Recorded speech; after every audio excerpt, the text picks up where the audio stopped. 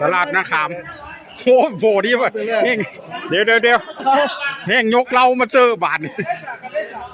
ว้าวบรรยากาศโอ้คนดังน้องฮี่โอ้ยโจโกขอบคุณครับที่ชมไปมาปิดจุลกับ โยเดี๋ยวเอาถ่ายรูปขอบคุณอะไรพรรูปย่ายลงเฟซเนี่ยเด้อครับเด้อย่ายเอ้ย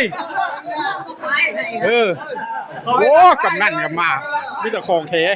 ขอเอาโทษหลายๆด้วยครับเด้อโอ้เบิ่งเอาบรรดาอาจารย์นี่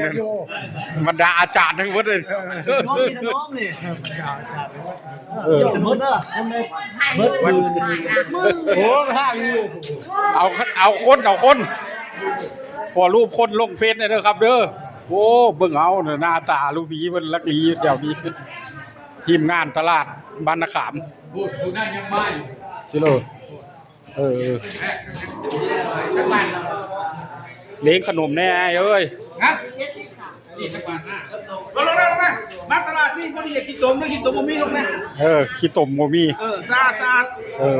โอ้ยยังเบาขายหน้าขายตากันหลาย